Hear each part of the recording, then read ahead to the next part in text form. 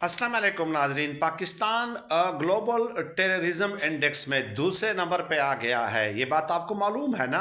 और ये इस हुकूमत का खासा है, ये इस हुकूमत की मेहरबानी है।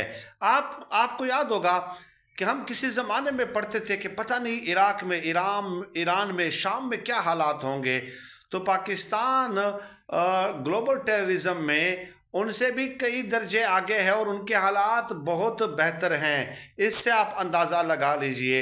लेकिन दूसरी तरफ हमारे एक आला हजरत हैं, प्रोफेसर जिनको अरस्तू भी कहा जाता है, एहसन इकबाल साहब, उन्होंने एक सारिफ को जवाब दिया है कि आप ये कहते हैं कि इमरान खान साहब ने दहशत गर्दी कम की, हालांकि fact of the matter is that, Ahsan Iqbal के बकौल, कि दहशत गर्दी हमने कम की थी, हमने ख़त्म की थी, लेकिन इमरान खान साहब फिर आए और एक दफ़ा फिर वो मुल्क के अंदर दहशत गर्दी को वापस ले आए।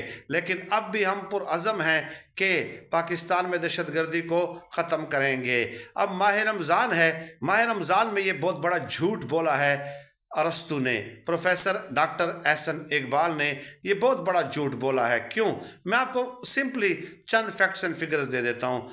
2013 में जब नून लीग की हुकूमत आई तो उस वक्त जो दहशत गर्दी के वाक़यात थे वो थे 1823। 2014 में 1600 समथिंग थे। 2015 में 870 थे। इसके अलावा 2016 में 450 के करीब थे।